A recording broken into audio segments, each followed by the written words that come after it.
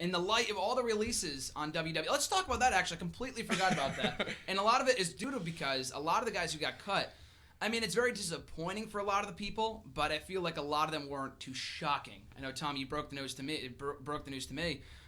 That Alex Riley was the first one who got cut, and we predicted it on WWEC Radio last Thursday. The rage is no more. It has been unleashed into the general public. That's the scariest rage of them all. Yeah, Seriously, Alex public Riley, rage. You know, the new drifter. Oh, no. God. The legit drifter. Yes, will he drift to Global Force? Will he drift over to Impact? Will he drift? Will he just stay adrift? We don't know. Yeah, we don't know. We'll find out in due time. But that was a big can only build the rage. Yeah, exactly. Only build I wish the him rage. the best. I mean, well, we'll find out tomorrow. I mean, his parting gift, his farewell, it will come tomorrow night on NXT against Shinsuke Nakamura. So I'm sure he's going out with a win, of course, right? oh, big time, big time. I think this is going to be at least Quick a squash. 15 to 20 minute, intense match of wits. I can't It's wait. going to be wits on display all night long. I mean, Nakamura's faced some tough competition so far, but no one quite like the Rage Master, Alex Riley. I'm sure Shinsuke Nakamura won't rub it in at all. Of course not. Why would he? Final appearance tomorrow night on Stand up, NXT. gentlemen. Of course. I can't wait for that match. I don't think that's the main event. What is the main event? Finn Balor coming back tomorrow?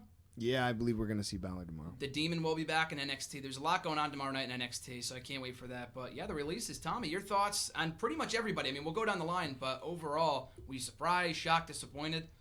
I think I'm always disappointed that when you have talent that still is dedicated and has total potential to be molded into something in all of your different platforms that you now have, from a NXT platform to a developmental role to behind the scenes as a creative mind piece for the company. It's always surprising to me that they don't find something else for these people. And who knows, maybe they're not offering or they're not asking or they're not interested.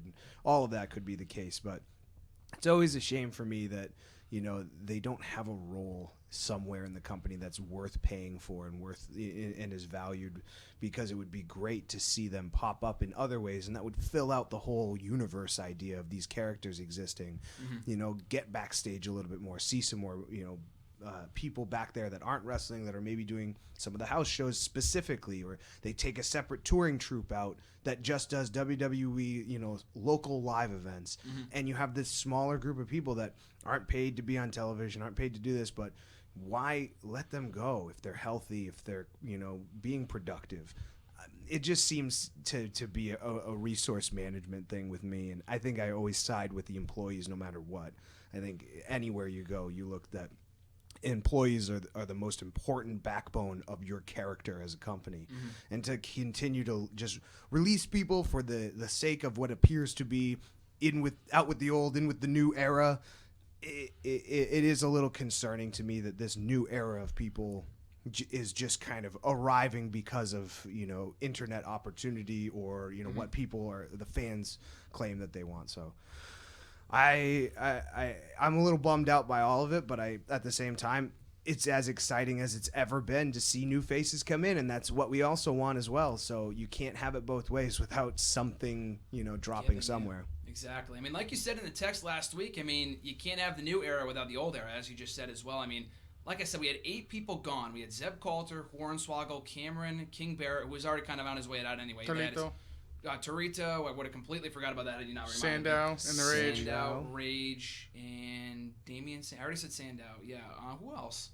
Is there one more person? I mean, there's Ryback and Wade Barrett are... Oh, Cameron. Cameron was and the person Cameron, yeah. But Ryback and Wade Barrett are kind of like an Adam Rose to a certain extent, or somewhat on an island somewhere. I was shocked that he wasn't cut last week, Ryback. They're not cut, but they're not around, so... No, they won't. I don't think they will be either. I mean, we kind of talked about it last week a little bit, but that was before this whole thing came out. And it's weird that, the whole last week was a very strange week for WWE, because Ryback came out, put that whole Tumblr post out talking about how you can't have a company without quote-unquote jobbers and people should be paid equally, and then they cut like half of their jobbers in one day on Friday. Cameron speaks out. Adam Rose spoke out about his suspension, how it's illegitimate, like all this other weird stuff happening. It seems like people are walking on eggshells in WWE. That's always been kind of evident, but I feel like last week kind of shined an all new light on that, that current issue in WWE. So we'll see where these releases go. But RJ, your thoughts on the list of releases and WWE last week? Shocked, disappointed? What were your thoughts on them? Like you said, I said most of my main thoughts on hashtag yesterday. But like I said yesterday, I thought the biggest surprise was Cameron. I thought she had a lot of talent. I don't know if she had a lot of talent, but they really never gave her a chance. They kind of just pushed her right up the main roster. She did her dues. She went back down to NXT to learn. She wasn't really on TV a lot. And she's as talented as Eva Marie is, so I don't see why she got fired and Eva Marie didn't. That's a great Maybe because she's not a total diva. Pretty much that's the only thing I could think of. But also maybe I don't know how old she is, but they have younger talent they could sign. Cameron was on Total Divas. She was at one point, yeah, but Eva Marie is now. Yeah, it's interesting to see her progression. I don't know. No. She had a very sweet and heartfelt goodbye to the fans that I read yesterday. Yeah, she had a long post. Long post, yeah. Which was great to see, and she sounded very confident in all of the things that she's contributed to the business. So it's that other element of these are people's lives, and clearly they're taking their lives seriously, and they're not just running around the country or the world, just wrestling and not thinking about their future. So just wish everybody the best, and hopefully they pop up in some other cool places that we get to enjoy, because I really enjoy all of their work. I imagine so. I mean, especially with guys like Damien Sandow and Wade Barrett. I feel like Wade Barrett, to me, again, not shocking, because the news broke months ago that he was on his way out of the company because his contract was expiring. He said in his Twitter post that his contract was set to expire dating back all the way to last August, and they haven't done anything really with him since. I mean, he's been involved with League of Nations. He got booted from that. Didn't really do much other than get involved with the group and lose a lot.